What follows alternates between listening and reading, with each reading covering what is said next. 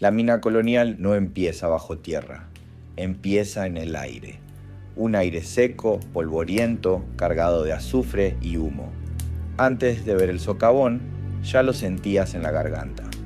Un ardor, un peso invisible que se metía en los pulmones y no salía nunca más. Las montañas del Potosí, en el siglo XVII, no brillaban de plata como en los mapas, brillaban de muerte. Los españoles la llamaron la montaña que devora hombres. Y no era metáfora, era verdad. Cientos de miles entraron en sus túneles. Pocos regresaron con vida. Imagina despertar allí, no en una cama, sino en el suelo de una choza de barro. El frío cortando la piel, el estómago vacío, la mirada resignada de tu madre, sabiendo que ese día también descenderías al vientre de la tierra. Tu infancia ya no era tuya. La corona te había robado hasta el derecho a crecer. El sol apenas asomaba cuando ya estabas en fila. Decenas de cuerpos temblando, cargando herramientas gastadas, esperando la señal. El capataz español, montado a caballo, gritaba órdenes en un idioma que apenas entendías. Su voz no buscaba comunicar, buscaba recordar quién mandaba. La entrada de la mina era una boca oscura, un monstruo esperando tragarte. El aire que salía de sus túneles olía a humedad, a metal, a muerte. Y sin embargo, debías entrar, porque no entrar era peor. El látigo esperaba afuera. Adentro, la oscuridad era casi total. Las antorchas apenas iluminaban las paredes húmedas cubiertas de polvo plateado. Cada golpe de la pica hacía eco, como si la montaña entera gimiera de dolor. El polvo entraba en los pulmones, raspaba la garganta, te hacía toser sangre. Los turnos no eran de horas, eran de días. Se descendía sin saber si verías de nuevo el cielo. El calor en las galerías era insoportable. El aire denso hacía que cada respiración fuera un esfuerzo. El sudor empapaba la ropa, mezclándose con el polvo hasta volverse barro en la piel. Había niños que trabajaban cargando cestos de mineral. Pequeños cuerpos doblados bajo un peso que ni un adulto soportaría. Muchos no llegaban a la adolescencia. Sus huesos se deformaban, sus pulmones se consumían, sus nombres se borraban sin dejar huella. Y sin embargo, todo continuaba.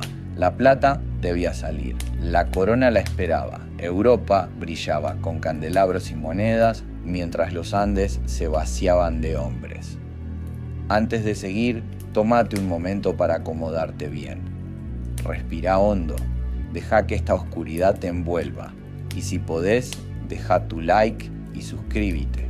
Contame en los comentarios desde dónde me escuchás y qué hora es allá.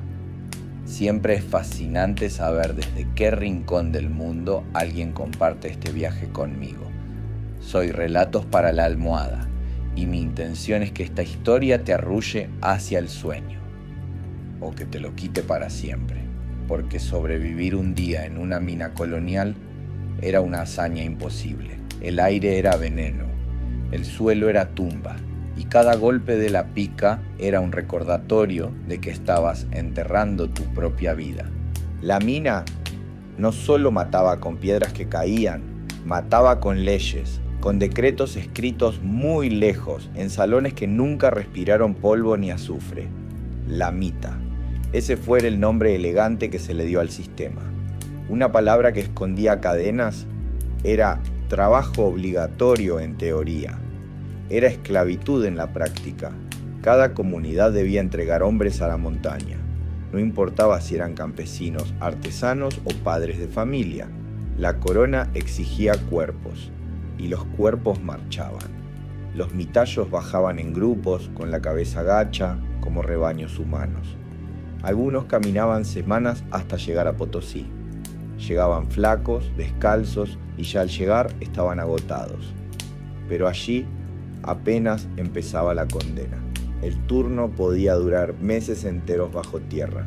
Había quienes no veían la luz del sol en todo ese tiempo. Dormían en rincones húmedos, comían migajas y trabajaban hasta que el cuerpo decía basta. El polvo de plata entraba en sus pulmones y se quedaba para siempre. Un brillo mortal que los acompañaba incluso después de muertos. Los que sobrevivían a un turno regresaban a sus pueblos, pero volvían distintos. Tosían sangre, sus manos temblaban, sus espaldas se encorvaban antes de los 30. Muchos ya no regresaban nunca. Sus nombres se perdían en listas olvidadas, en libros contables que solo registraban toneladas de plata, nunca vidas.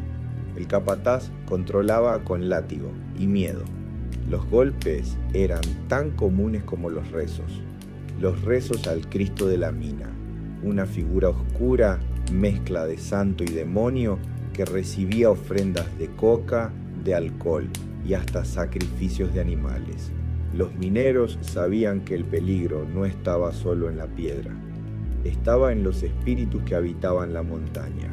Algunos lo llamaban el tío, el dueño secreto del Cerro Rico, al que había que calmar con ofrendas para que no hiciera caer los túneles sobre sus cabezas. El miedo era doble, miedo al capataz y miedo a la montaña. Entre ambos la vida quedaba atrapada. Los españoles llamaban a Potosí la Villa Imperial. Desde allí salió tanta plata que algunos decían que se podía haber construido un puente de metal puro desde América hasta Europa. Pero ese puente estaba hecho con huesos, porque por cada lingote que cruzaba el océano había un cuerpo enterrado en la oscuridad. Imagina la escena: decenas de antorchas parpadeando en túneles bajos, el sonido metálico de picos golpeando roca, el polvo plateado flotando como una nube asesina, y rezos en voz baja pidiendo volver a ver el sol. Los hombres mascaban hojas de coca para engañar el hambre, para olvidar el cansancio, para engañar al tiempo. Pero el tiempo no se dejaba engañar. El tiempo cobraba su precio en pulmones, en huesos, en sangre. Los pueblos enteros se vaciaban. Las mujeres quedaban solas. Los niños crecían sin padres y los campos se abandonaban, porque la montaña llamaba y nadie podía desobedecer su llamado. Un solo día en la mita era suficiente para quebrar a cualquiera. Un mes era una sentencia de muerte lenta. Un año era un milagro. Pero en el Potosí los milagros eran escasos y siempre costaban demasiado caro. Dentro de la mina no había tiempo. El sol desaparecía en cuanto dabas el primer paso, y con él desaparecía también la noción de las horas.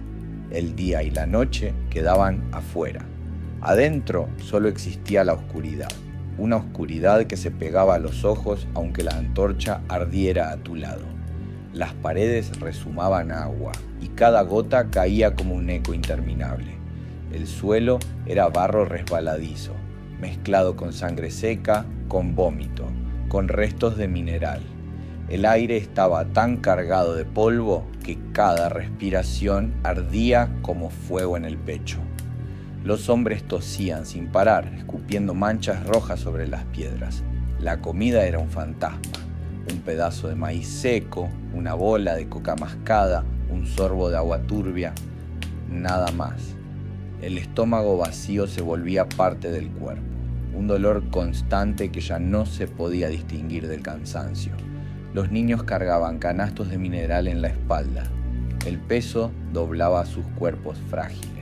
Sus pies descalzos se hundían en el barro frío.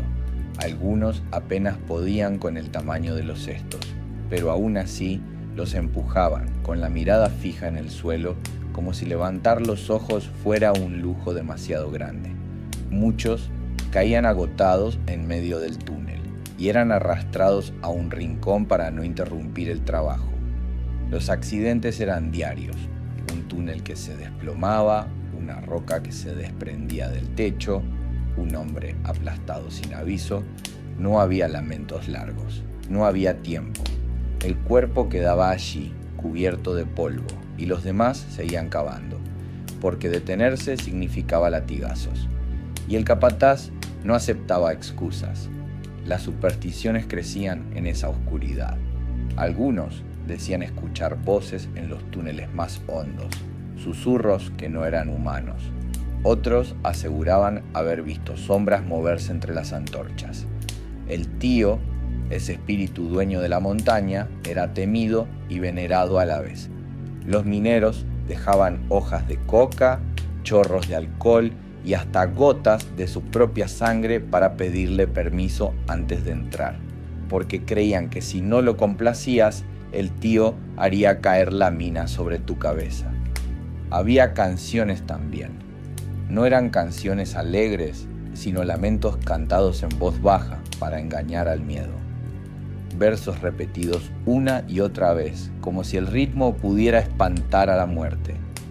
Pero la muerte siempre escuchaba y a menudo respondía con un derrumbe, con un grito ahogado en la distancia, con un silencio que todos entendían demasiado bien. El calor en algunas galerías era insoportable. El aire se volvía espeso como humo. Los hombres trabajaban desnudos, sus cuerpos cubiertos de polvo plateado que brillaba bajo la luz de las antorchas, como si fueran estatuas vivas, pero estatuas condenadas a romperse pronto. Dormir era un acto extraño. Se recostaban en rincones húmedos, sobre piedras o sobre la misma tierra. El ruido nunca desaparecía. Los golpes de picos, los pasos lejanos, las voces de otros grupos, los sueños se confundían con la realidad, y al despertar nadie sabía si había pasado una hora o un día entero. Un solo día dentro de la mina era suficiente para romper la mente. El polvo entraba en los pulmones, el miedo entraba en la sangre y la oscuridad entraba en el alma. Lo terrible es que muchos pasaban años así, hasta que el cuerpo se negaba a seguir y la montaña los reclamaba como propios. La mina no terminaba en los túneles, seguía afuera, en las laderas polvorientas, en las chozas miserables donde los hombres regresaban a fingir que descansaban. Las viviendas eran de barro y paja, pequeñas cajas frías donde entraban el viento y la humedad. Una sola habitación servía para todo: cocinar, dormir, llorar. El suelo era tierra dura, el techo apenas resistía la lluvia. Los cuerpos se apilaban juntos en la noche, no por cariño, sino por calor. El humo de un fogón improvisado se pegaba a la piel y entraba en los pulmones igual que el polvo de la mina. Las familias se deshacían en silencio. El padre ausente por la maita. El hijo demasiado joven para cargar un cesto, pero ya con la certeza de que pronto le tocaría. Las mujeres sostenían lo poco que quedaba. Sembraban, cocinaban, cuidaban a los niños y esperaban noticias de quienes habían sido arrastrados por la montaña. A veces regresaban con vida, a veces llegaban rumores. Un nombre perdido en una lista, una deuda saldada con un cuerpo. La riqueza del Potosí era un espectáculo cruel.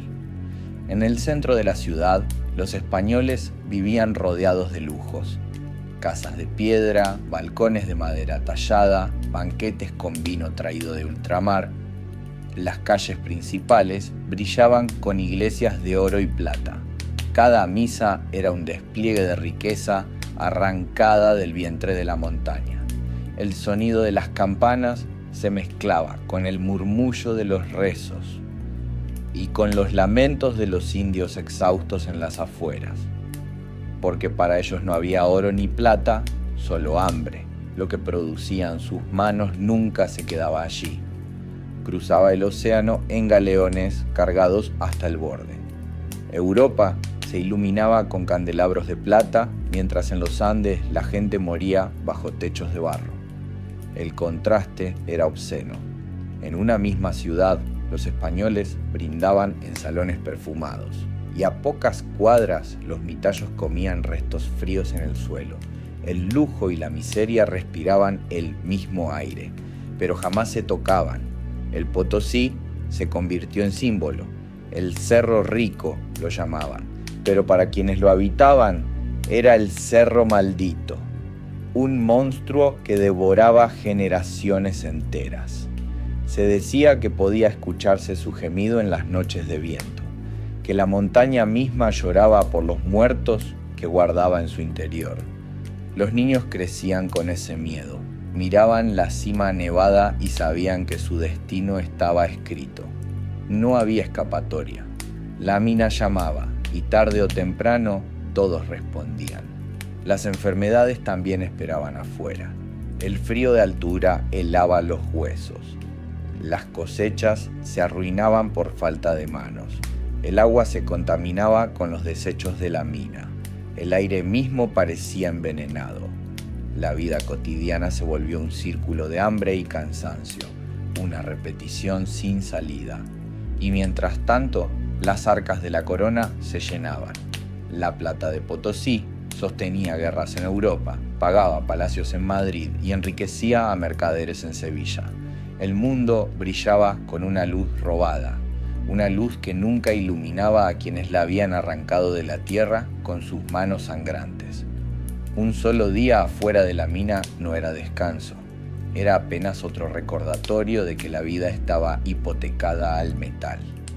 El descanso real no existía, el hambre no se iba, el miedo no se iba, la montaña siempre seguía llamando. La plata de Potosí no se quedaba en los Andes, viajaba.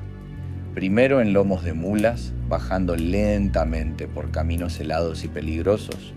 Después en carretas escoltadas, con soldados vigilando cada lingote, cada saco de polvo brillante. Y al final, en galeones enormes, atravesando océanos para alimentar imperios lejanos.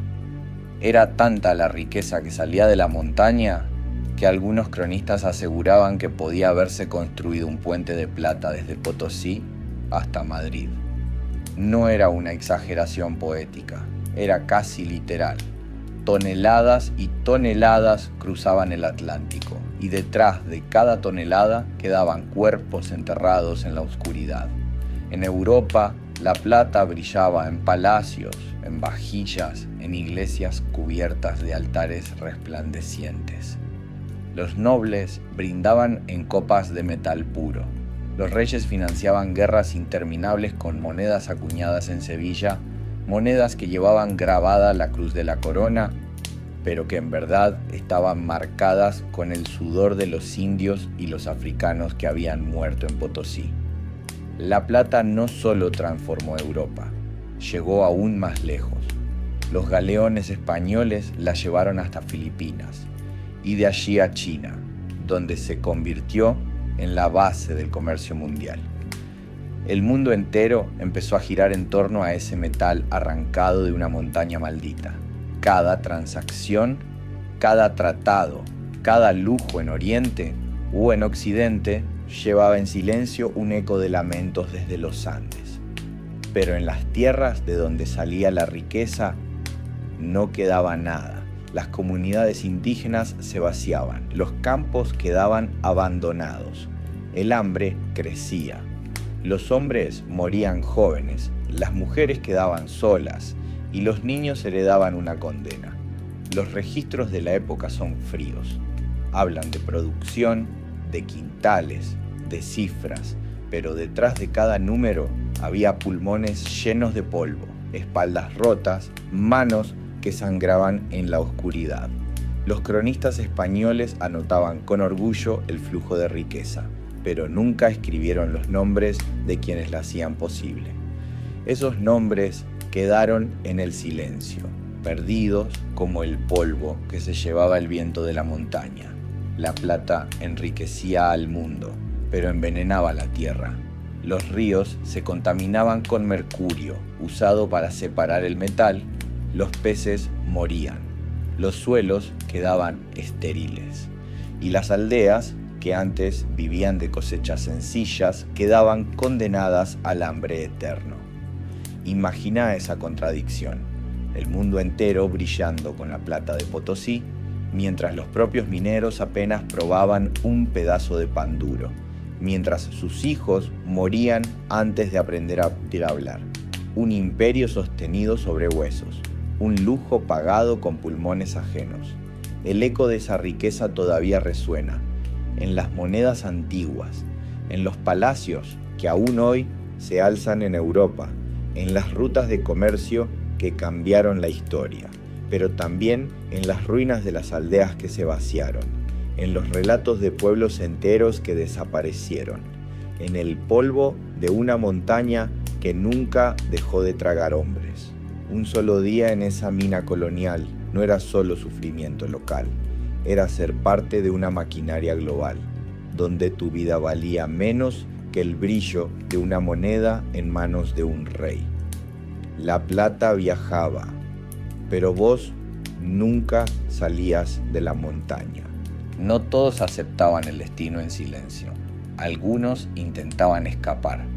Hombres que, en la penumbra de los túneles, soñaban con volver a ver el cielo, con correr hacia los cerros, con desaparecer en el frío de la puna. Pero escapar de la mita era un pecado imperdonable. El castigo era brutal. Si los atrapaban, eran azotados hasta perder la piel de la espalda. Algunos eran marcados con hierro caliente para que todos vieran su traición. Otros eran encadenados a las entradas de la mina como advertencia viviente de lo que significaba desobedecer. Y no pocos eran ejecutados, porque en los ojos del poder, una vida indígena no valía nada. Valía menos que un lingote de plata. Los relatos cuentan que algunos lograron huir. Se escondían en quebradas, vivían de raíces, buscaban refugio en comunidades alejadas, pero las patrullas los perseguían sin descanso. El sistema no podía permitirse fisuras. Cada hombre que escapaba era una amenaza para la maquinaria del imperio. La resistencia también se escondía en lo invisible, en las creencias, en los rezos secretos, en los cantos apagados que resonaban en los túneles. Muchos mineros llevaban pequeños amuletos, piedras recogidas en el camino, cruces de madera, figuras moldeadas en barro, un escudo frágil contra el monstruo de la montaña. El tío, ese espíritu ambiguo, recibía ofrendas que mezclaban lo cristiano y lo ancestral. Alcohol derramado sobre la tierra, hojas de coca colocadas en rincones oscuros, sangre de llama ofrecida en pequeños altares escondidos. Era un pacto extraño, rezar al Cristo en las iglesias de los españoles y rogarle al tío en las entrañas de la mina, porque en lo profundo nadie creía que un Dios lejano los escuchara. El único que respondía estaba allí, donde la oscuridad era total. Las canciones eran otra forma de resistencia. Versos en quechua, entonados en voz baja mientras se cargaban los cestos. Palabras que hablaban de montañas, de ríos libres, de un tiempo antes de las cadenas. Cantar no liberaba, pero mantenía viva la memoria de que existía un mundo fuera de la mina. Algunos relatos cuentan que en las noches más silenciosas los mineros compartían historias de tesoros ocultos. Creían que la montaña guardaba su plata más pura para sí misma y que algún día se tragaría a los españoles junto con sus riquezas. Eran cuentos, sí, pero cuentos que alimentaban la esperanza. Una esperanza tenue, como una antorcha a punto de apagarse, pero suficiente para resistir un día más. Los castigos más crueles no eran siempre físicos, eran espirituales, el despojo de la identidad, la obligación de trabajar hasta olvidar la lengua propia, los dioses propios, los ritos de los antepasados. La mina no solo robaba aire y vida, robaba memoria, y esa era la herida más profunda. Imagina un día en esa rutina, cargar piedra hasta que los hombros sangran, rezar a un Dios que no es el tuyo, escuchar gritos en la oscuridad y aún así cantar para no volverte loco. Un equilibrio frágil entre la resignación y la resistencia, porque incluso en el infierno de la mina colonial, los hombres se negaban a ser solo sombras. Un solo día bastaba para quebrarte el cuerpo. Un año bastaba para robarte el alma. Pero la resistencia estaba en las grietas, en los susurros, en los rezos, en las fugas que a veces terminaban en libertad y otras en la tumba. El final del minero no llegaba de golpe, llegaba a pasos cortos, con una tos que primero parecía un resfrío y después no paraba nunca.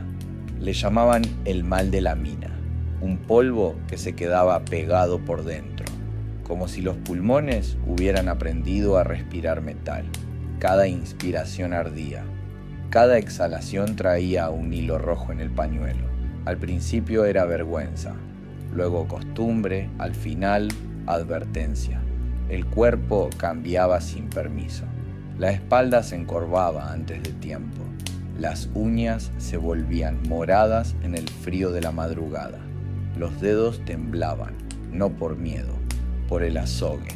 El mercurio de los ingenios, ese brillo líquido que separaba la plata del barro, entraba por la piel, por la boca, por el aire espeso. Dejaba un sabor metálico en la lengua, aumentaba la salivación, aflojaba los dientes. Y un día, sin aviso, las manos que sabían picar roca como nadie ya no acertaban a sostener el cuenco del desayuno. En Potosí lo sabían todos. Quien pasaba por el patio de amalgamación regresaba con un temblor que no se curaba. Hombres jóvenes con mirada de viejo, pasos cortos como midiendo el suelo para no caerse, risas que se volvían silencios, recuerdos que se deshilachaban, como si la memoria también respirara mercurio. La muerte empezaba mucho antes del último aliento. Comenzaba cuando subir una cuesta exigía detenerse 3 veces, cuando dormir boca abajo era imposible, cuando el pecho sonaba a fuelle roto. La esposa lo reconocía al verlo entrar, ese jadeo, esa palidez, esa tos seca que interrumpía las palabras, acomodaba la manta, le calentaba agua, soplaba la sopa para que no quemara. Y en silencio comprendía. Los niños aprendían pronto el lenguaje del final, el padre que ya no podía levantar al más pequeño, el que tardaba la mañana entera en ponerse de pie, el que se quedaba mirando la lumbre del fogón como si adentro hubiera una puerta que solo él veía. Entonces traían coca, la dejaban en su mano y esperaban. A veces el último día llegaba bajo tierra, un golpe de tos, un mareo, y el túnel giraba como si la montaña se hubiera puesto de pie. Los compañeros lo recostaban en la sombra, le mojaban los labios con agua tibia, le hablan en voz baja para que no se asuste. Sabían que gritar llamaba a la mala suerte, mejor susurrar, mejor rezar, mejor pedirle al tío que lo deje salir una vez más. Si lograban subir el cuerpo, lo llevaban en una camilla de palos tapado con un aguayo. El frío de afuera parecía otro mundo, el cielo tan alto que ofendía. La campana de la iglesia, al pasar, doblaba una sola vez, breve, como si no quisiera molestar. Los que morían en la choza tenían velorio corto, una vela en una botella, un plato con alcohol para el sahumerio, un puñado de coa que ardía con chasquidos suaves. La esposa peinaba el cabello del difunto con una paciencia antigua. Le cruzaba las manos en el pecho y dejaba 3 hojas de coca sobre el corazón. Para el camino. Siempre hace falta ofrenda en el camino. No había ataúdes para todos. A veces apenas una manta. Un hoyo cerca del barranco. Una cruz hecha de 2 ramas. Y un nombre que se quedaba en los labios de la familia, porque en los papeles de la corona solo figuraba una nota fría. Faltó. Sustituido, muerto en la mitad. En el pueblo, los domingos, el capellán decía su misa por las almas de la mina. Sonaba a consuelo, pero era contabilidad celeste, una lista sin rostros. Los niños miraban el piso. Las mujeres apretaban el pañuelo contra la boca. Los hombres que todavía bajaban al socavón se hacían la señal de la cruz con manos temblorosas. Después salían, y el aire de altura, tan limpio y cortante les recordaba de qué estaba hecha su suerte. Había muertos que tardaban en irse. Se quedaban en la casa unos días, como si no quisieran dejar solos a los suyos. Una taza que nadie tocaba, un poncho colgado que nadie se atrevía a mover. Por las noches, la esposa juraba escuchar pasos breves, un carraspeo suave, la tos de siempre, sin cuerpo. Entonces ponía un poco de chicha en el umbral y 3 hojas de coca junto a la puerta, para que el camino se abra, para que no vuelva con frío. La enfermedad no elegía, se llevaba al fuerte y al flaco, al que rezaba y al que maldecía. Pero con los pobres era más rápida. Los capataces lo sabían, por eso no gastaban. Un día faltaba uno, al otro ya había reemplazo. El cerro no aceptaba pausas, la corona tampoco. Los ingenios, allá en la ribera, seguían moliendo mineral entre un ruido continuo de ruedas y agua. El mercurio corría como un río silencioso, se metía en la piel de los que mezclaban la masa con los pies y dejaba su firma de temblor en los que llegaban a viejos. Decir viejo era un exceso de respeto. Pocos cruzaban los 40. La mayoría se despedía mucho antes. Cuando el entierro era de madrugada, el viento golpeaba la montaña y hacía un sonido hueco. Los más ancianos decían que el cerro respondía así cuando se le devolvía un hijo. Alguien soplaba un cuerno, otro dejaba un puñado de tierra en la boca del muerto para que recuerde su sitio. Y el silencio final, ese silencio donde hasta los perros callan, cerraba el rito sin palabras. Quedaba la cuenta, la deuda del maíz que se compró fiado, la manta, el jabón, la sal. Todo lo apuntaban con tiza en una tabla y esa tabla pasaba de la viuda al hijo mayor. Así se heredaba en la mina, no una parcela, no una herramienta, sino deudas y polvo. Y un turno asegurado cuando crecieras lo suficiente para que las botas del capataz te quedaran a la altura de los ojos. La memoria era otra forma de morir. Con los años, los nombres se confundían. Juan, Diego, Martín. Demasiados iguales, demasiados ausentes. Solo las mujeres recordaban detalles, la cicatriz en la ceja, la manera de amasar la harina, la risa que tenía antes de la tos, esas cosas que no entraban en los libros, esas cosas que mantienen vivo a un muerto. Y aún así, había dignidad en lo último. Un compañero que cargaba el peso sin pedir nada. Una madre que se plantaba sola ante el corregidor para exigir la paga. Un niño que aprendía a soplar la coa sin llorar. Pequeños gestos contra una maquinaria enorme. Semillas en piedra. Lumbre en viento alto. Así terminaba la vida del minero colonial. No con trompetas, no con palabras de un cabildo, sino con una manta sobre el rostro, con un murmullo en quechua, con una cruz de ramas. El cerro seguía ahí, quieto, como si nada. Los ingenios no paraban, la campana tocaba otra vez, y la fila, al amanecer, volvía a formarse. Sobrevivir un día más era victoria, pero también era condena, porque cada día, ganado al polvo, se pagaba con un poco de aire para mañana. Y mañana, si el pecho lo permitía, había que bajar de nuevo. El final estaba escrito en cada tos, solo faltaba leerlo en voz baja, para que no lo escuchara la montaña. La muerte no cerraba la deuda, ni siquiera bajo tierra un minero quedaba libre. El cuerpo podía descansar, pero el nombre seguía vivo en los papeles del corregidor, en las cuentas interminables que parecían multiplicarse como si fueran otra peste. La viuda heredaba deudas que jamás había firmado, la coca adelantada, el maíz fiado, las herramientas alquiladas. Todo quedaba registrado en una tabla áspera, con tiza blanca, que brillaba como una condena en la penumbra de las oficinas coloniales. Un trazo en esa tabla podía valer más que una vida entera de trabajo. Los hijos heredaban la mitad. Si eran lo bastante grandes para sostener un cesto, el capataz ya tenía su reemplazo. Si no, los marcaba con paciencia cruel. Este será mío en 3 inviernos. Y nadie lo discutía, porque discutir era arriesgarse al látigo, porque callar era la única forma de conservar el aire en los pulmones un día más. La iglesia también jugaba su parte. En cada entierro, el cura levantaba el hisopo y murmuraba palabras en latín. Pero esas palabras tenían precio. Si la familia quería misa, debía pagar. Si quería cruz de madera, debía pagar. Si quería que el alma del muerto no vagara eternamente en la oscuridad, debía pagar. El cielo no era gratis, ni siquiera para los que habían dejado la vida bajo el cerro. Las limosnas se amontonaban en las sacristías, mientras en las casas de barro la mesa seguía vacía.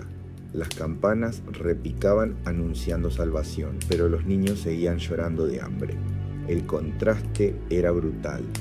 El oro brillaba en los altares, el hambre brillaba en los ojos. El corregidor se aseguraba de que todo siguiera funcionando. Era el intermediario entre la corona y los pueblos, pero también era juez, cobrador, verdugo. Su palabra decidía quién bajaba a la mina, quién descansaba, quién debía pagar más. El poder no era invisible, llevaba espada al cinto, pluma en la mano y un crucifijo en el pecho. Con esas 3 cosas gobernaba sobre la vida y la muerte. Había quienes intentaban reclamar justicia. Comunidades enteras viajaban días para presentar quejas, pero al llegar a los cabildos eran recibidos con papeles que no entendían, con funcionarios que hablaban otra lengua, con promesas que se deshacían como humo, y al regresar volvían al mismo barro, a las mismas deudas, a la misma fila frente a la boca de la mina. La montaña devoraba hombres, pero el sistema devoraba generaciones, padres, hijos y nietos, todos marcados por la misma condena. Un ciclo infinito que parecía imposible de romper. En los pueblos, el recuerdo de los muertos se volvía susurro. No porque no se los quisiera recordar, sino porque recordarlos dolía demasiado. El nombre se decía una vez, en voz baja, y después se guardaba en el silencio de la cocina, como si nombrarlo en voz alta pudiera volver a llamar al capataz. La plata seguía saliendo. Los barcos seguían partiendo hacia Sevilla. Las monedas seguían acuñándose con orgullo. Y cada moneda era una tumba sin cruz, un pecho sin aire, una voz que se apagaba en la oscuridad. El minero colonial no sobrevivía un día. Ni siquiera después de muerto lo dejaban descansar. Su cuerpo era tierra, su deuda era herencia, y su recuerdo apenas un murmullo ahogado por el ruido del ingenio. Los que venían de lejos escribían maravillas, cartas con tinta negra que cruzaban océanos, diarios con páginas ásperas cosidas con hilo. En ellas, Potosí brillaba como un milagro. La llamaban Villa Imperial. La dibujaban con torres altas y calles ordenadas. La vendían como una ciudad hecha de plata. Pero sus cuadernos olían a sala perfumada, no a socavón. Ellos miraban desde los balcones, veían la procesión, no la fila de los mitallos, veían la cúpula dorada, no la choza sin techo, veían las capas bordadas, no la espalda marcada. Su asombro era selectivo, su pluma obediente. Un viajero anotó el ruido de la Casa de la Moneda. Le asombró el compás de los martillos, el troquel golpeando discos incandescentes, el brillo del real de A8 recién nacido, moneda del mundo. Con ella se pagaba en Sevilla, en Manila, en Cantón. Con ella se compraban sedas, cañones, espejos. Y con ella, sin decirlo, se compraba el silencio. Escribió sobre los patios grandes, sobre los carros cargados de lingotes, sobre el gentío los días de feria. No escribió la tos de los que arrastraban los sacos, no escribió la baba metálica en la comisura del que mezclaba azogue, no escribió el temblor del muchacho que ya no podía sostener la cuchara. Otro cronista celebró las fiestas, corridas en la plaza, torres de fuegos, música de chirimías, las damas con mantos finos, los caballeros con guantes olorosos. Dijo que Potosí era otra Europa en lo alto del mundo. No dijo que a 2 cuadras una mujer calentaba agua en una lata y rezaba sobre un cuerpo envuelto en manta. En sus cuadernos, la montaña era grande, pero muda. No anotaron el gemido del cerro en la noche de viento, ni el murmullo que corría entre los mineros cuando la tierra vibraba como un animal que se despierta. No oyeron la oración al tío porque bajaron al socavón solo de visita, con escolta, con antorchas prestadas, con prisa de volver al aire limpio de Cabildo. Los gravanteros europeos tallaron la ciudad como una joya. Techos parejos, calles rectas, la iglesia en el centro, perfecta. Esos grabados colgaron en salones de Madrid, en gabinetes de curiosidades en Ámsterdam, en bibliotecas húmedas de Lisboa. Eran ventanas al mundo, pero eran vidrios ahumados. Dejaban pasar la luz del lujo y apagaban la sombra de la miseria. Se acuñó una frase: vale un Potosí. La riqueza medida en un número. Decirla era invocar abundancia. Pero en los pueblos otros decían otra cosa: paga con vida, porque cada moneda llevaba adherida una tos, cada cáliz de altar un par de pulmones gastados. Los visitantes escribían sobre la nieve en la cima, la llamaban pura. No supieron que, al derretirse, bajaba con ella un veneno lento. Mercurio en los arroyos, truchas muertas boca arriba, niños con la lengua amarga. Eso no entraba en sus diarios. No era agradable de leer en la sobremesa. Un francés dejó una nota sobre las mujeres indígenas. Dijo que iban erguidas, graves, hermosas en sus mantas. No dijo que cargaban carbón, que subían cuesta con agua hasta los tobillos, que enterraban a sus hombres al amanecer y al mediodía volvían a moler maíz. Un portugués elogió la justicia del corregidor. Habló de orden, de cálculo, de administración. Esquivó la mirada cuando el látigo cortó el aire. Anotó disciplina. No escribió miedo. La casa de la moneda fascinaba a todos. El patio de ruedas, el agua cayendo, los grandes mazos de madera movidos por fuerza hidráulica. Mecánica perfecta. El visitante veía técnica. El obrero veía condena. Horas de pie, harina de metal en la garganta. Un zumbido que seguía en los oídos hasta en los sueños. En Sevilla, un consejero real leyó aquellas crónicas con una copa de vino. Sonrió. El flujo seguía. La guerra podía pagarse. Los palacios podían ampliarse. Nadie le contó del niño que se desmayó bajo un costal. Nadie le llevó la manta que cubría el rostro del que no volvió. La geografía del poder no admite cartas con manchas de sangre. Algunos viajeros sí vieron. Lo anotaron a medias, con vergüenza, como si pedir perdón en el margen bastara. Escribieron: hay excesos. Escribieron: debería mejorarse el trato. Luego cambiaron de página, dibujaron una fuente, nombraron un postre. El mundo prefiere los dibujos del agua quieta a la voz del ahogado. La fama de Potosí creció. Se dijo que de noche, desde lejos, la ciudad parecía un espejo de estrellas. Las velas de las iglesias, los faroles en las casonas, los fuegos de las fiestas. Nadie contó que en las afueras otras luces temblaban sobre latas viejas, velas cortas, llamas tímidas que alumbraban el pan prestado, la sopa rala, el retrato mental del ausente. Así se escribió la historia oficial, con buena letra, con márgenes rectos, con adjetivos grandiosos. La otra historia quedó en voces, en rezos, en canciones rotas, en manos que tiemblan al amasar, en pulmones que suenan a fuelle gastado. Los viajeros partían satisfechos. Llevaban monedas en la bolsa, anécdotas para contar en las cortes y dibujos del cerro como una pirámide perfecta. Detrás quedaba el polvo suspendido en el aire. Quedaba el olor agrio de los ingenios. Quedaba una campana que doblaba por alguien sin nombre. El mundo aprendió a admirar Potosí sin respirarlo. a señalarlo en los mapas sin bajar un escalón, a citar sus cifras sin oír la tos.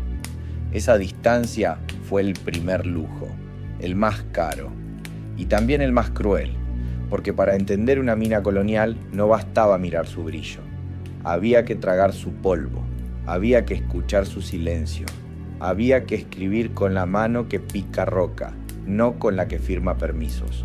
Nadie quiso hacerlo, y por eso, durante siglos, la historia de Potosí fue un espejo partido.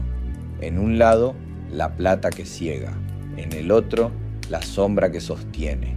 El viajero eligió el lado brillante, el minero no pudo elegir.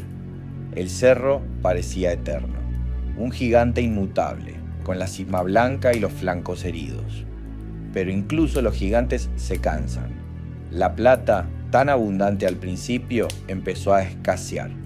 Los túneles se multiplicaban como venas secas, más hondos, más peligrosos, buscando un metal que ya no brillaba con la misma facilidad. El trabajo se volvió más cruel todavía. Los hombres debían descender más hondo, cargar más lejos, respirar un aire más pesado. La montaña crujía bajo sus pies como si protestara. Algunos decían que estaba cansada de tanto desangrarse. Otros murmuraban que el tío ya no quería más ofrendas, quería cuerpos enteros. Los ingenios también cambiaron. El mercurio se usaba en cantidades absurdas. Se derramaba por los patios, corría en los arroyos, se metía en el agua que bebían todos. El brillo del metal se llevaba puesto el brillo de la vida. Los peces desaparecieron. Los campos ya no daban lo mismo. Los niños nacían más débiles. El veneno no mataba de golpe. Se heredaba como una deuda silenciosa que pasaba de padres a hijos. Mientras tanto, en Europa, la plata perdió su valor. Al principio había sido un milagro, un tesoro sin fin. Pero con tanto metal inundando los mercados, los precios se alteraron, la economía se volvió inestable. Lo que había empezado como riqueza infinita terminó siendo una maldición disfrazada de abundancia. La corona no lo admitió. Siguió exigiendo más cuerpos, más turnos, más sacrificios. La lógica era simple y brutal. Si antes alcanzaba con 100 hombres, ahora hacía falta el doble.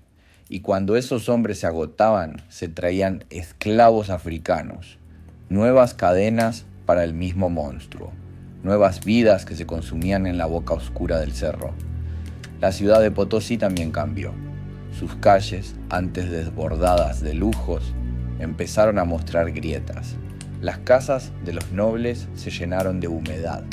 Las iglesias seguían brillando, pero en sus altares las velas ardían más rápido que antes, como si quisieran devorar la cera para iluminar un esplendor que ya no era real. Los cronistas dejaron de exagerar. Ya no hablaban de un puente de plata hasta Madrid. Hablaban de ruinas cubiertas de polvo, de fiestas cada vez más apagadas, de una montaña cansada, pero los mineros seguían bajando. El sistema no conocía pausa. Aunque la riqueza se desmoronara, aunque el mundo ya no necesitara tanta plata, los hombres seguían entrando en la oscuridad, porque nadie les dijo nunca que podían dejar de hacerlo, porque la deuda no entendía de economía global. La deuda solo entendía de cuerpos. El eco de esa explotación sigue hasta hoy. En Potosí todavía se habla del cerro que come hombres. Todavía hay túneles, todavía hay polvo, todavía hay rezos al tío. La historia no terminó, solo cambió de forma. Caminar por esas calles es escuchar dos voces al mismo tiempo. Una voz orgullosa que recuerda el esplendor de las monedas, los palacios, los mercados llenos. Y otra voz más baja, más persistente, que recuerda la tos, los cuerpos sin tumba, las familias rotas. Las dos voces conviven y ninguna calla del todo. La memoria de la mina colonial es incómoda, no cabe en los libros de escuela, no cabe en los folletos turísticos. Está hecha de cifras imposibles y de silencios aún más grandes, de millones de vidas consumidas por un metal que hoy pasa de mano en mano sin que nadie recuerde de dónde vino. Un solo día en esa mina era suficiente para quebrar a cualquiera, pero millones lo vivieron durante siglos, y su dolor viajó en cada barco, en cada moneda, en cada candelabro que iluminó un palacio en Europa. El cerro sigue en pie, gigante, herido, callado, un monumento no al oro ni a la gloria, sino a la miseria disfrazada de riqueza, una cicatriz abierta que todavía respira. Dicen que el cerro todavía llora, que en las noches de viento, cuando todo calla, puede escucharse un gemido bajo, como un lamento atrapado en la piedra. Algunos creen que son los espíritus de los mineros, otros dicen que es solo el aire que silba en los túneles vacíos. Pero da lo mismo, porque en ese sonido están todos los que bajaron y no regresaron, todos los que dejaron sus huesos bajo toneladas de roca, todos los que nunca tuvieron tumba ni nombre. El mundo aprendió a olvidar rápido, a admirar las monedas de plata sin pensar en las manos que las arrancaron, a venerar palacios e iglesias que se construyeron sobre la sangre de pueblos enteros, a usar la palabra riqueza sin preguntar de qué estaba hecha. Y sin embargo, el eco sigue, en cada moneda antigua, en cada túnel oscuro que aún se conserva, en cada historia que se atreve a decir lo que los libros callaron. Un solo día en una mina colonial bastaba para destruir el cuerpo. Un año para borrar el alma, una vida para alimentar un imperio que nunca miró atrás. Así sobrevivieron, o mejor dicho, así murieron. Con el polvo en los pulmones, con la deuda en la espalda, con la esperanza puesta en un Dios que quizás nunca los escuchó. Hoy el cerro sigue en pie, gigante, inmóvil, testigo de una historia que no termina de contarse. Y aunque el brillo de su plata ya no alumbre palacios, su sombra sigue iluminando verdades incómodas. Porque la verdadera riqueza no estuvo nunca en el metal, sino en la resistencia silenciosa de los que, aún sabiendo que no sobrevivirían, se atrevieron a bajar. Antes de cerrar los ojos, acomódate en tu cama, respira hondo y pensá en ellos, en esos hombres, mujeres y niños que cargaron el peso de un imperio sobre sus espaldas. Quizás mañana el mundo siga olvidando, pero esta noche, aunque sea por un instante, los recordaste. Soy Relatos para la Almohada. Si esta historia te acompañó, deja tu like y suscríbete.